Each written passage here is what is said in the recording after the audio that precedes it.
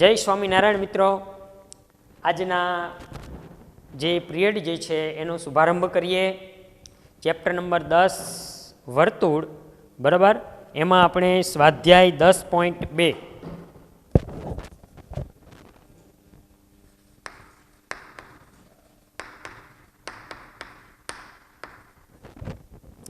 ચાલો 10.2 ની અંદર પહેલો પ્રશ્ન જે છે મિત્રો, બિંદુ ક્યુ માંથી દોરેલા વર્તુળના સ્પર્શકની લંબાઈ 24 સેન્ટીમીટર અને વર્તુળના કેન્દ્રથી તેનું અંતર 25 સેન્ટીમીટર હોય તો વર્તુળની ત્રિજ્યા શોધો. હવે મિત્રો પહેલાં તો આની આકૃતિ દોરવાની છે, બરાબર. ભૌમિતિક આકૃતિ તમે દોરશો ને મિત્રો એટલે તમારું કામ એકદમ ઇઝી થઈ જશે. આકૃતિ દોર્યા વગર અત્યારથી નહીં વિચારતા કે આમાં શું ક્યાં આવશે ને કેવી રીતે આવશે ને શું આવશે, કંઈ જ નહીં વિચારવાનું. પહેલું જ પગથિયું આપણું આકૃતિ દોરવાનું. આ ગણિતની અંદર સૌથી મહત્વનું સ્ટેપ. આકૃતિ દોરો એટલે તમારા બધા ફંક્શનો ખુલશે કે હવે આગળ મારે શું કરવાનું છે, બરાબર. સૌ પ્રથમ તો આપણે આ વર્તુળ છે એટલે પહેલાં વર્તુળ દોરી નાખવાનું. કે આ વર્તુળ છે, બરાબર. એને કેન્દ્રને આપણે ઓ નામ આપી દીધું. હવે બિંદુ ક્યુમાંથી દોરેલા વર્તુળના સ્પર્શકની લંબાઈ 24, બરાબર. રકમ સમજજો. બિંદુ ક્યુ જે છે એ બહાર લેવું પડે તો જ ક્યુમાંથી આપણે સ્પર્શક દોરી શકીએ. ક્યુ બિંદુ વર્તુળની અંદર લઈએ, વર્તુળ ઉપર લઈએ તો આપણે એમાંથી તો સ્પર્શક દોરી ના શકાય, બરાબર. આ ક્યુ જે છે એમાંથી એક સ્પર્શક દોરેલો છે મિત્રો. ક્યુમાંથી દોરેલા વર્તુળના સ્પર્શકની લંબાઈ 24 સેમી છે અને વર્તુળના કેન્દ્રથી તેનું અંતર 25. આ વર્તુળનું કેન્દ્ર છે ત્યાંથી આ બિંદુ સુધીનું અંતર 25 છે. તો વર્તુળની ત્રિજ્યા, હવે આ ત્રિજ્યાને અહીંયા જોઈન્ટ કરવાની છે મિત્રો, ખાસ ધ્યાન રાખજો તમે, બરાબર. ત્રિજ્યા ગમે ત્યાં નહીં દોરી નાખવાની. ત્રિજ્યાને અહીંયા જે સ્પર્શક જે દોરેલો છે એનું જે સ્પર્શ બિંદુ છે ત્યાં સ્પર્શ બિંદુએ જ ત્રિજ્યા દોરવાની. એટલે આપણે જે એક સિદ્ધાંત શીખી ગયા હતા કે સ્પર્શ બિંદુએ દોરેલી ત્રિજ્યા અને સ્પર્શક લંબ હોય છે. લંબ એટલે કે બંને વચ્ચે 90 અંશનો ખૂણો બને છે. ચાલો હવે તમે આકૃતિ દોરશો એટલે તમને ખ્યાલ આવી ગયો. કાટકોણ ત્રિકોણ બને અને કાટકોણ ત્રિકોણની અંદર બે બાજુનું માપ આપ્યું હોય અને ત્રીજી બાજુનું માપ શોધવાનું હોય ત્યારે આપણે પાયથાગોરસનો રૂલ્સ, બરાબર છે, એનો ઉપયોગ કરીએ છીએ. એટલે આપણે અહીંયા પાયથાગોરસના નિયમ પ્રમાણે પાયથાગોરસના પ્રમેય મુજબ આપણે એવું મિત્રો લખી શકીએ, બરાબર, કે અહીંયા આપણે નામ આપી દઈએ. દાખલા તરીકે અહીંયા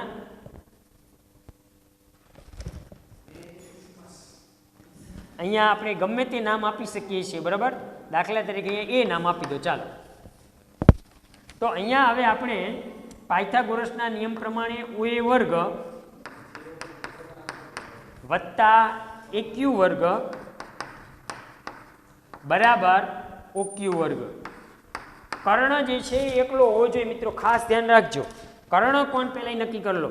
90 અંશના ખૂણાની સામેની બાજુ કર્ણ OQ, એ OQ એકલો હોવો જોઈએ. બાકીની બે બાજુ છે એના વર્ગનો સરવાળો હોવો જોઈએ. ત્રણેય બાજુઓ જે છે એની ઉપર સ્ક્વેર તો આવશે, પણ આ એકલો જે રહ્યો ને મિત્રો ખાસ ધ્યાન રાખજો, કર્ણ હોવો જોઈએ. ચાલો હવે આપણે કિંમત એડ કરીએ કે OA એટલે મિત્ર ત્રિજ્યા છે આ, બરાબર. એટલે ત્રિજ્યા જે છે એ આપણે શોધવાની છે r². AQ, બરાબર, AQ એટલે 24 એનો વર્ગ. OQ, બરાબર, OQ એટલે 25 એનો વર્ગ. ચાલો આગળ લઈ જઈએ. r² પ્લસ 24નો વર્ગ મિત્રો કરો એટલે 576 થાય, બરાબર. 25નો વર્ગ 625 થાય. તેથી r² ઇઝ ઇક્વલ 625 માઇનસ 576 અને તેથી r² બરાબર 625 માંથી 576 જાય એટલે 49. અને બંને બાજુ હવે વર્ગમૂળ લઈએ કેમ કે r² બરાબર 49. આપણે r² ની જરૂર નથી, r ની જરૂર છે. તો સ્ક્વેર ક્યારે દૂર કરી શકીએ, બરાબર, એનું વર્ગમૂળ લઈએ તો, બરાબર. એટલે આની ટૂંકમાં બંને બાજુ આપણે વર્ગમૂળ લઈએ. r² એનું વર્ગમૂળ r થશે અને 49નું વર્ગમૂળ 7 થશે. તો આપણો જે પ્રશ્ન હતો મિત્રો પહેલો કે ત્રિજ્યા કેટલી હશે, તો ત્રિજ્યા 7 સેન્ટીમીટર હશે. ચાલો હવે દાખલા નંબર 2.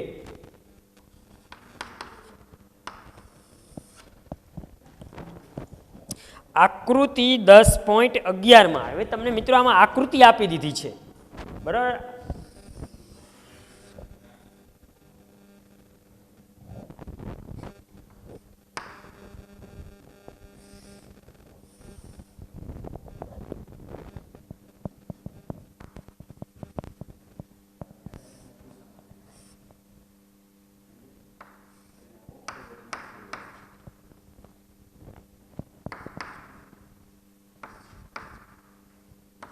ચાલો આવી આકૃતિ મિત્રો તમને આપી દીધી છે રકમની અંદર કે આકૃતિમાં જો ટીપી અને ટીક્યુ એ ઓ કેન્દ્રવાળા વર્તુળના કોણ POQ બરાબર 110 અંશ બને એવા સ્પર્શકો છે તો કોણ PTQ બરાબર ખાલી જગ્યા છે. હવે મિત્રો તમને જે આકૃતિ આપી દીધી છે મિત્રો તમે આકૃતિમાં જોઈ શકો છો કે પી આ બંને સ્પર્શકો છે PT અને TQ આ બંને સ્પર્શક જે છે બરાબર એ આપી દીધા છે અને આ બંને સ્પર્શક જે છે અને એના સ્પર્શ બિંદુએ દોરેલી આ ત્રિજ્યા છે બરાબર એ લંબ હોય છે એટલે કે આ ખૂણો પણ 90 નો હોય આ ખૂણો પણ 90 નો હોય છે. ચાલો હવે આપણે જે આ ખૂણો જે છે એ આપણે શોધવાનો છે PTQ. હવે ચતુષ્કોણના ચારેય ખૂણાનો સરવાળો મિત્રો આ ચતુષ્કોણ છે અને ચતુષ્કોણના ચારેય ખૂણાનો સરવાળો 360 અંશ થાય છે બરાબર તમે જાણો છો. તો હવે આપણે PTQ મેળવવા માટે કોણ PTQ મેળવવા માટે તમારે 360 જે છે એમાંથી આ ત્રણેય ખૂણા બાદ કરી દેવાના. ચારેય ખૂણાનો સરવાળો 360 અંશ થાય છે. આ ત્રણેય આ 90 આ 110 એ ત્રણેયનો સરવાળો આપણે બાદ કરી દઈએ પછી પાછળ જે વધે એ આ ખૂણાનું માપ હોય. ચાલો હવે અહીંયા 90 આ 90 વત્તા 110 ચાલો આગળ લઈ જઈએ 360 માઇનસ 90 અને 110 બરાબર એટલે ત્યાં એનો સરવાળો 290 થાય છે. આનો સરવાળો કરો 90 180 ને 110 290 ચાલો બરાબર 360 માંથી 290 જાય એટલે આપણને 70 મળે છે. ચાલો કોણ PTQ બરાબર 70. ચાલો ત્યાર પછી હવે ત્રીજો દાખલો છે દાખલા નંબર 3. જો O કેન્દ્રવાળા વર્તુળને બિંદુ P માંથી દોરેલા સ્પર્શકો PA અને PB વચ્ચે 80 અંશનો ખૂણો રચાતો હોય તો POA ખાલી જગ્યા છે. ચાલો પહેલાં તો આપણે આકૃતિ દોરીએ મિત્રો પછી આગળનો વિચાર કરીએ કે શું કહેવા માગે છે. O કેન્દ્રવાળા વર્તુળને ચાલો અહીંયા આકૃતિ દોરીએ. આ O કેન્દ્રવાળું વર્તુળ O કેન્દ્રવાળા વર્તુળને બિંદુ P માંથી દોરેલા સ્પર્શકો અહીંયા બિંદુ P છે એમાંથી બે સ્પર્શક દોરેલા છે. આ બે સ્પર્શકો બરાબર PA અને PB એક સ્પર્શક PA અને એક સ્પર્શક PB PA અને PB બે સ્પર્શકો છે અને એ બંને વચ્ચે 80 અંશનો ખૂણો છે. આ બે સ્પર્શક વચ્ચેનો 80 અંશનો ખૂણો બને છે. તો કોણ POA ખાલી જગ્યા POA બરાબર POA એટલે કે આ ખૂણો જે છે આ ખૂણો કેટલો હશે આપણે કહેવાનું છે. હવે જુઓ અહીંયા આખો ખૂણો 80 અંશનો છે બરાબર એટલે આટલો ખૂણો જે છે એ 40 અંશનો થશે અડધો એટલે અને આ જે છે સ્પર્શ બિંદુએ દોરેલી ત્રિજ્યા અને સ્પર્શક લંબ હોય છે એટલે આ ખૂણો પણ 90 નો થશે. હવે આ જે ત્રિકોણ જે છે બરાબર એ ત્રિકોણની અંદર આપણે જોઈએ છીએ કે ત્રિકોણના ત્રણેય ખૂણાનો સરવાળો 180 અંશ થાય છે બરાબર એટલે આપણે 100 આ ખૂણો મેળવવા માટે AOP કોણ AOP બરાબર કુલ સરવાળો 180 થાય એમાંથી એક આ 90 અને આ 40 બાદ કરવાના છે. 90 પ્લસ 40 બરાબર 180 માઇનસ 90 40 130 ચાલો બરાબર જવાબ આવશે 50. કોણ AOP બરાબર તમને જવાબ મળે છે 50. ચાલો ત્યાર પછી દાખલો 6. ચાલો દાખલા નંબર 6. વર્તુળના કેન્દ્રથી 5 સેન્ટીમીટર અંતરે આવેલા બિંદુ એથી દોરેલા સ્પર્શકની લંબાઈ 4 સેન્ટીમીટર છે. વર્તુળની ત્રિજ્યા શોધો. ચાલો, એક વર્તુળ દોરવાનું છે મિત્રો, અને એ વર્તુળના કેન્દ્રથી 5 સેન્ટીમીટર અંતરે આવેલું બિંદુ, આ વર્તુળનું કેન્દ્ર, અહીંયાથી આ 5 સેન્ટીમીટર અંતરે આ બહાર બિંદુ પી આપણે લઈએ છીએ. 5 સેન્ટીમીટર અંતરે આવેલા બિંદુ એથી, એ એમને આપી દીધો છે એટલે આપણે એ જ લેવું પડશે. હવે એથી દોરેલા સ્પર્શકની લંબાઈ, બરાબર, આ માપ તમને 5 આપી દીધું છે. કેન્દ્રથી આ બહારના બિંદુ વચ્ચેનું અંતર 5 છે, અને બિંદુ એથી દોરેલા સ્પર્શકની લંબાઈ 4. અહીંથી એક તમે આમ સ્પર્શક દોરો તો આ સ્પર્શકની લંબાઈ મિત્રો 4 છે, બરાબર. તો વર્તુળની ત્રિજ્યા શોધો. હવે તમારે ત્રિજ્યા જે છે એ બરાબર એક્ઝેક્ટ અહીંયા જ દોરવાની છે, બીજે નહીં. સ્પર્શ બિંદુ એ દોરેલી ત્રિજ્યા અને સ્પર્શક લંબ હોય છે, એટલે આ ખૂણો 90 બને છે, એટલે અહીંયા આપણે ઓ નામ આપી દઈએ, બરાબર, અહીંયા પી નામ આપી દઈએ. તો અહીંયા કાટકોણ ત્રિકોણ બને છે. કાટકોણ ત્રિકોણની અંદર 2 બાજુનું માપ આપ્યું એટલે ત્રીજી બાજુનું માપ આપણે પાયથાગોરસના જે પ્રમેય છે, બરાબર, એના ઉપયોગ કરી અને મેળવી શકીએ છીએ. તો હવે મિત્રો આપણે 3, 4 અને 5ની ત્રિપુટી છે, બરાબર, પાયથાગોરિયન ત્રિપુટી, એ જો આપણને ખબર હોય અને એ ગુણની અંદર પૂછ્યું હોય તો તમે ડાયરેક્ટ કરી શકો અહીંયા, બરાબર. 3, 4 ને 5 એમાં જે ત્રિપુટી હોય ને એમાં સૌથી મોટી બાજુ કર્ણ જ હોય હંમેશા, કેમ કે કાટકોણ ત્રિકોણ દોરો ને એમાં કાટખૂણો બનાવતી 2 બાજુ હોય, એના કરતાં તો કર્ણ મોટો જ હોય. પણ તમને નથી ખબર ત્રિપુટીનો, તો પાયથાગોરસનો પ્રમેય લખી નાખવાનો, બરાબર, કે પાયથાગોરસના પ્રમેય મુજબ, ચાલો, પાયથાગોરસના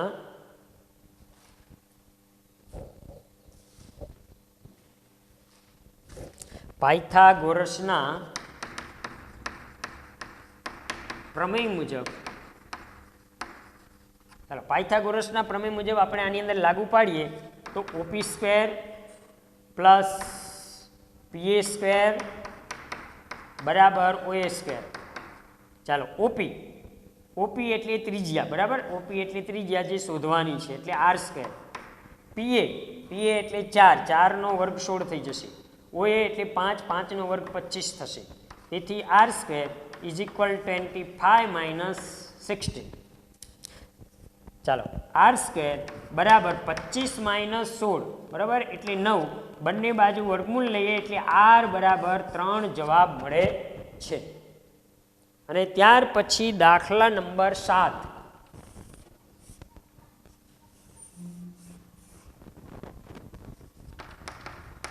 ચાલો, દાખલા નંબર 7. 2 સમકેન્દ્રી વર્તુળો ની ત્રિજ્યાઓ 5 સેન્ટીમીટર અને 3 સેન્ટીમીટર છે. મોટા વર્તુળની જેવા નાના વર્તુળને સ્પર્શે છે તો તેની લંબાઈ શોધો. મિત્રો, વર્તુળ સમકેન્દ્રી વર્તુળ છે. મિત્રો, 2 વર્તુળો સમકેન્દ્રી વર્તુળો છે. સમકેન્દ્રી એટલે કેન્દ્ર એક જ હોય પણ ત્રિજ્યા અલગ અલગ હોય, બરાબર. એક સર્કલ એનીથી થોડુંક બીજું મોટું સર્કલ, બંને વર્તુળનું કેન્દ્ર એક જ, બરાબર. તો આવા જે વર્તુળો હોય કે કેન્દ્ર એક જ હોય અને ત્રિજ્યા અલગ અલગ હોય તો એને આપણે સમકેન્દ્રી વર્તુળ કહીએ છીએ. એકરૂપ વર્તુળમાં ત્રિજ્યા સમાન હોય, કેન્દ્ર અલગ અલગ હોય, બરાબર. દાખલા તરીકે એક વર્તુળ દોરું 5 ત્રિજ્યાનું, બીજું એક વર્તુળ આ બાજુ દોરું એ પણ 5નું, તો કેન્દ્ર બંનેના અલગ છે મિત્રો, અને ત્રિજ્યા સમાન છે, તો એને આપણે એકરૂપ વર્તુળ કહીએ છીએ, બરાબર. પણ કેન્દ્ર એક જ હોય અને ત્રિજ્યા અલગ અલગ હોય તો એને આપણે સમકેન્દ્રી વર્તુળો કહીએ છીએ. તો અહીંયા મિત્રો 2 સમકેન્દ્રી વર્તુળો જે છે એની ત્રિજ્યા 5 અને 3 છે, બરાબર. અને મોટા વર્તુળની જીવા એ નાના વર્તુળને સ્પર્શે છે તો તેની લંબાઈ શોધો, બરાબર. તો હવે આપણે એના માટે જોઈએ મિત્રો, તો એની પહેલા આકૃતિ આપણે દોરી નાખીએ કે સમકેન્દ્રી વર્તુળ, બરાબર. પહેલા એક વર્તુળ છે અને એક બીજું વર્તુળ છે, અને આ બંને વર્તુળનું કેન્દ્ર તો એક જ છે, O છે, એટલે આને આપણે સમકેન્દ્રી વર્તુળ કહીએ છીએ. અને આ સમકેન્દ્રી વર્તુળની એક વર્તુળ નાનું જે છે એની ત્રિજ્યા 3 છે અને મોટું વર્તુળ છે એની ત્રિજ્યા 5 છે મિત્રો, બરાબર. પણ ત્રિજ્યા અત્યારથી દોરી નાખવાની નથી, એને છેલ્લે દોરવાની છે. અત્યારથી ત્રિજ્યા દોરી નહીં નાખવાની બેની, કે આ ત્રિજ્યા 3, આ વર્તુળની ત્રિજ્યા 5, એને છેલ્લે દોરવાની છે. બરાબર. બીજું આપણને એવું કીધું કે મોટા વર્તુળની જીવા નાના વર્તુળને સ્પર્શે છે. હવે હું એક એવી જીવા દોરું મોટા વર્તુળની કે જે નાના વર્તુળને સ્પર્શે, આવી રીતની. બરાબર. આ જીવા એબી, આ જીવા એબી જે છે, બરાબર, મોટા વર્તુળની જીવા એબી છે, એ નાના વર્તુળને સ્પર્શે છે. બરાબર. જ્યાં સ્પર્શે છે ત્યાં આપણે એમ નામ આપીએ. હવે ત્રિજ્યા દોરવાની. બરાબર. નાના વર્તુળની ત્રિજ્યા અહીંયા દોરવાની અને મોટા વર્તુળની ત્રિજ્યા બી સાથે જોડી દેવાની, એટલે કાટકોણ ત્રિકોણ બનશે. બરાબર. અહીંયા આપણે એમ ખૂણો જે છે એ 90 અંશનો બને છે. હવે તમે આ નાના વર્તુળની ત્રિજ્યા જે છે એ 3 છે અને આ મોટા વર્તુળની ત્રિજ્યા 5 છે.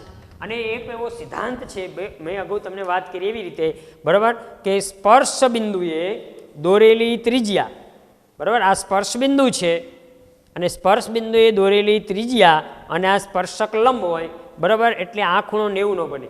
બીજો એક સિદ્ધાંત એવો છે કે તમે જ્યારે, બરાબર, સ્પર્શ બિંદુએ જીવા ઉપર જ્યારે તમે જીવા જે છે, બરાબર, જીવાના મધ્ય બિંદુમાંથી પસાર કરો છો, બરાબર, જ્યારે અહીંયા 90 અંશનો ખૂણો થાય છે ત્યારે તમે OM જે છે એનો એમ બિંદુ એ મધ્ય બિંદુ બને છે. બરાબર. એટલે તમને MB મળે એનું ડબલ કરો એટલે આખી જીવાનું માપ તમને મળી જાય, કેમ કે ત્યારે એમ છે મધ્ય બિંદુ છે. બરાબર. તમે લંબ દોરો જીવા ઉપર, ગમે તેવું તમે એક વર્તુળ દોરો, એમાં એક જીવા દોરો અને જીવા ઉપર તમે લંબ દોરો એટલે ઓટોમેટિક જ્યાં લંબ આવે, બરાબર, જે બિંદુ આવે, અહીંયા જેમ એમ બિંદુ છે એવી રીતે તમે લંબ ઉપર દોરો તો ત્યાં હંમેશા મિત્રો લંબ દોરો ને એટલે જીવા જે છે એના બે સરખા ભાગ થઈ જાય. બરાબર. એ ટૂંકમાં મધ્ય બિંદુ હોય જીવાનું, એટલે એમ છે ને એ જીવા એબીનું મધ્ય બિંદુ છે. ચાલો નેક્સ્ટ મિત્રો હવે જોઈએ આપણે. તો હવે આપણે અહીંયા પાયથાગોરસના પ્રમેયનો ઉપયોગ કરી શકીએ. પાયથાગોરસના પ્રમેય મુજબ આપણે કહી શકીએ, બરાબર, કે OM² plus MB² is equal OB². મિત્રો પાયથાગોરસનો પ્રમેયનો ઉપયોગ ઘણી જગ્યાએ આવે છે, એટલે ખાસ ધ્યાન રાખજો. આપણે કન્સ્ટ્રક્શન વિભાગ હોય, બરાબર, બાંધકામ વિભાગ, તો એની અંદર આપણે દિવાલ કરવી હોય, પાયા છાપવા હોય, એની અંદર પણ આપણે આ પાયથાગોરસના પ્રમેયનો ઉપયોગ કરી અને 90 અંશનો ખૂણો બનાવીએ છીએ. તમારું મકાન હશે 90 અંશના ખૂણે ઊભું હશે, બરાબર. કડિયા પણ પાયથાગોરસના પ્રમેયનો ઉપયોગ કરે છે, એમને ખબર નથી પણ કરે છે, બરાબર. એટલે ખાસ ધ્યાન રાખજો, આ વધારે ઉપયોગમાં આવશે તમારે. ચાલો હવે OM જે છે 3નો વર્ગ, MB જે આપણે શોધવાના છે, અને OB 5નો વર્ગ. ચાલો 3નો વર્ગ 9 થશે, MB² બરાબર 25. ચાલો તેથી MB² બરાબર 25 માઇનસ 9 બરાબર 16. તેથી MB બરાબર 4. ચાલો MB જે છે 4 સેન્ટીમીટર આપણને જવાબ મળે છે. હવે આપણને જીવાનું માપ કીધું છે, બરાબર. જીવા AB જે છે 2 ગુણ્યા MB, MBનું બમણું કરીએ, MBનું માપ છે 4 બરાબર 8 સેન્ટીમીટર. એટલે જીવા ABની લંબાઈ તમને 8 સેન્ટીમીટર જોવા મળે છે. હવે મિત્રો આપણે હેતુલક્ષી પ્રશ્નો, બરાબર, બોર્ડની અંદર હવે 24 ગુણના હેતુલક્ષી પ્રશ્નો પૂછાવાના છે, એની ચર્ચા કરીએ. સૌ પ્રથમ આપણે ખરા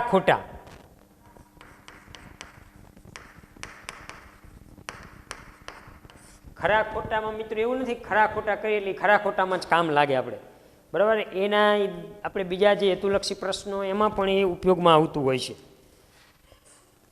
ચાલો એના માટે આપણે પહેલો પ્રશ્ન જે છે,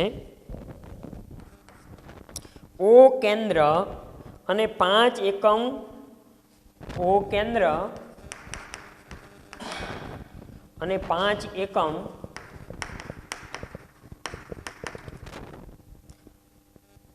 અને 10 એકમ અને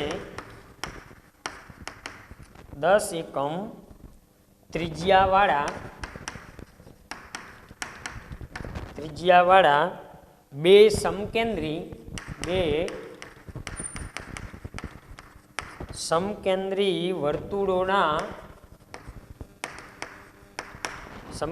વર્તુળોના સામાન્ય સ્પર્શકોની સંખ્યા શૂન્ય છે. ચાલો હવે આપણે જોઈએ કે આ વિધાન ખરું છે કે ખોટું. આકૃતિ દોરીએ પછી ખ્યાલ આવે કે ઓ કેન્દ્ર એટલે આપણે એક વર્તુળ દોરશું, એનું કેન્દ્ર મિત્રો ઓ છે. ઓ કેન્દ્ર અને 5 એકમ અને 10 એકમ ત્રિજ્યાવાળા બે સમકેન્દ્રી વર્તુળો, બરાબર. બીજું એક વર્તુળ જે છે એની ત્રિજ્યા છે 10, આની ત્રિજ્યા 5, આની ત્રિજ્યા 10. ચાલો, બે સમકેન્દ્રી વર્તુળોના સામાન્ય સ્પર્શકોની સંખ્યા શૂન્ય છે. હવે સામાન્ય સ્પર્શક કોને કહેવાય? પહેલા મિત્રો આપણને એક ખ્યાલ હોવો જોઈએ. સામાન્ય એટલે બંનેમાં હોય એ સામાન્ય.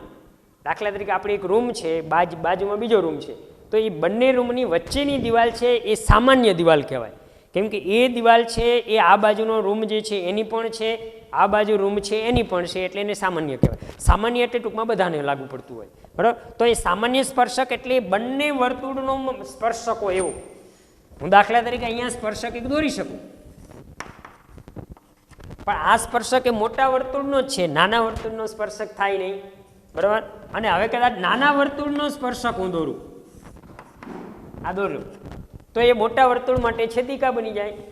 તો સામાન્ય સ્પર્શક બંનેનો સ્પર્શક એક એવો સ્પર્શક હું નથી દોરી શકતો કે બંને વર્તુળનો સ્પર્શક થાય ટૂંકમાં મિત્રો, બરાબર. એટલે સામાન્ય સ્પર્શક આપણે દોરી શકતા નથી, એટલે એની સંખ્યા શૂન્ય છે.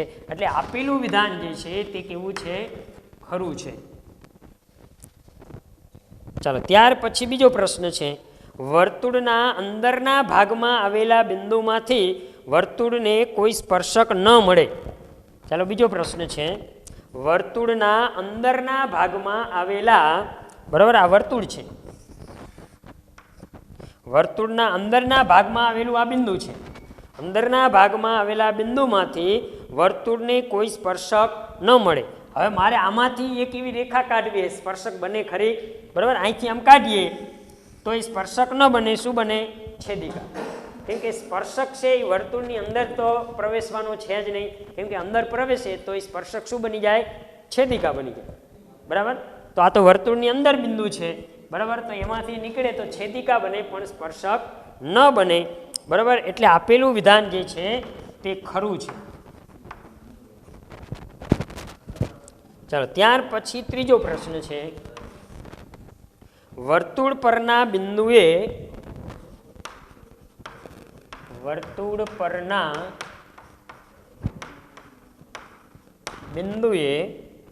વર્તુળને એક સમતલમાં એક અને માત્ર એક જ સ્પર્શક મળે.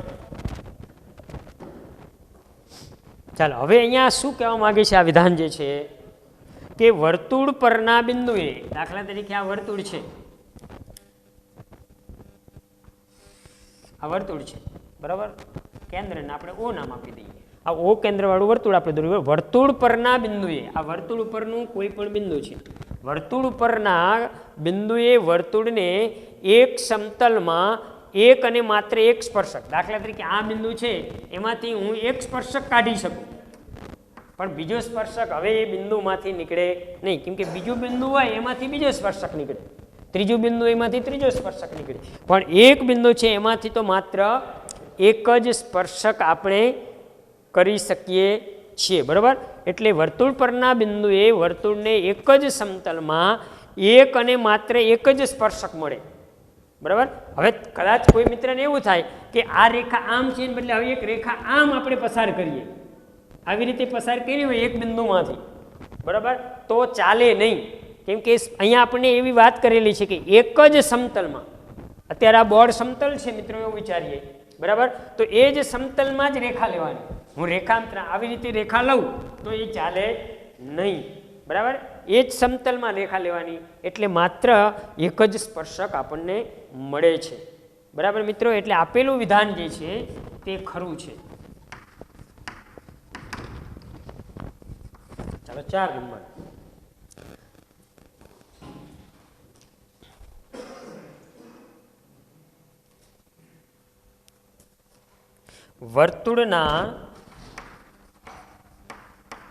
વર્તુળના બહારના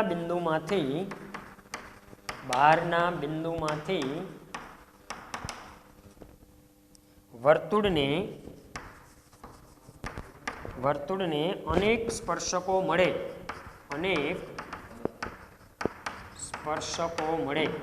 હવે મિત્રો વર્તુળના બહારનું બિંદુ હોય, દાખલા તરીકે આ વર્તુળ છે, આ એનું બહારનું બિંદુ છે, તો હમણાં જ આપણે દાખલાની અંદર જોયું હતું કે બહારના બિંદુમાંથી આપણે માત્ર 2 જ સ્પર્શક દોરી શકીએ છીએ, બરાબર. બહારના બિંદુમાંથી આપણે 2 સ્પર્શક દોરી શકીએ, જ્યારે આપણને જે વિધાન આપેલું છે કે વર્તુળના બહારના બિંદુમાંથી વર્તુળને અનેક સ્પર્શક મળે, તો ખ્યાલ આવી ગયો મિત્રો કે એ વિધાન કેવું છે? ખોટું છે.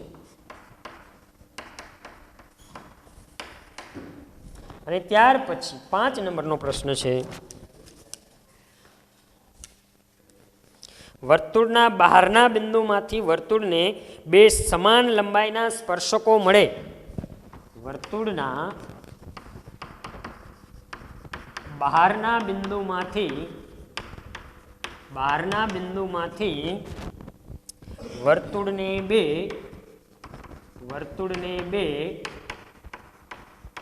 સમાન લંબાઈના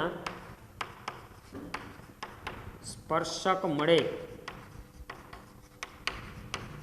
હવે આપણે મિત્રો જોઈ શકીએ કે વર્તુળનું આ વર્તુળ છે મિત્રો, બરાબર, એની આ બહારનું બિંદુ છે, એમાંથી આપણે 2 સ્પર્શક દોરી શકીએ અને બંને સ્પર્શકની લંબાઈ સમાન છે મિત્રો, બરાબર. તો આપણે કહી શકીએ કે વર્તુળના બહારના બિંદુમાંથી વર્તુળને 2 સમાન લંબાઈના સ્પર્શક મળે છે. એટલે આપેલું વિધાન જે છે તે ખરું છે, બરાબર. ખરા ખોટા માટે 6, વર્તુળના સ્પર્શકને સ્પર્શ બિંદુએ દોરેલી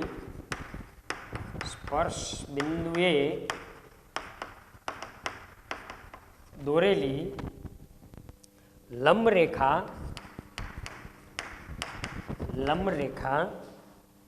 વર્તુળના કેન્દ્રમાંથી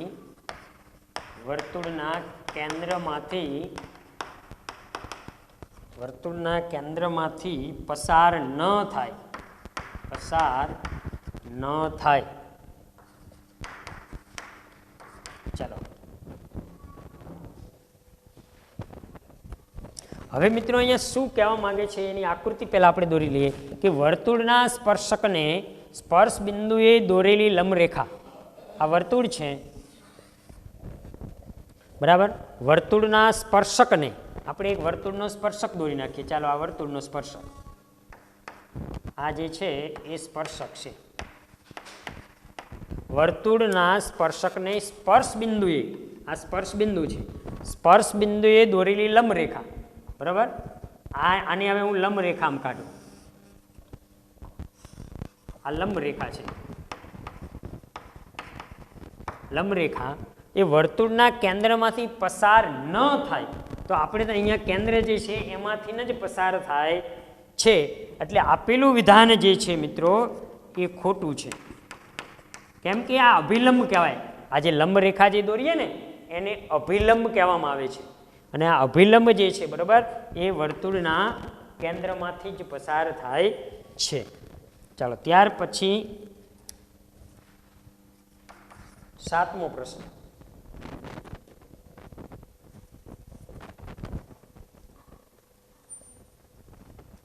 વર્તુળના અંદરના બિંદુમાંથી વર્તુળને 2 સ્પર્શકો દોરી શકાય.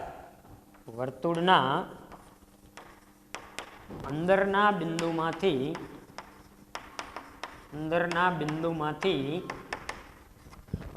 બિંદુમાંથી વર્તુળને બે સ્પર્શક દોરી શકાય. ચાલો હવે એ જોઈએ આપણે કે વર્તુળ જે છે બરાબર એનું આ અંદરનું બિંદુ છે, તો અંદરના બિંદુમાંથી આપણે વર્તુળને સ્પર્શક દોરી શકતા નથી, કેમ કે અંદરનું બિંદુ છે એમાંથી જો રેખા દોરો તો એ છેદિકા બની જવાની છે બરાબર. એટલે અંદરના બિંદુમાંથી આપણે વર્તુળને સ્પર્શક દોરી નથી શકતા. જ્યારે આપણે વિધાનની અંદર એવું કહેવામાં આવેલું છે કે વર્તુળને બે સ્પર્શક દોરી શકાય, એટલે આપેલું વિધાન જે છે બરાબર એ ખોટું છે. ચાલો ત્યાર પછી 8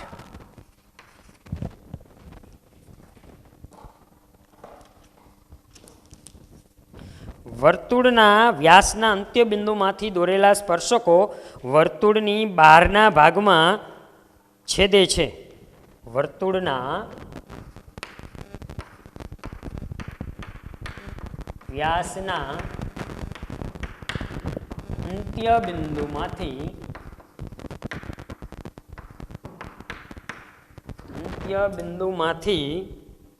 દોરેલા સ્પર્શકો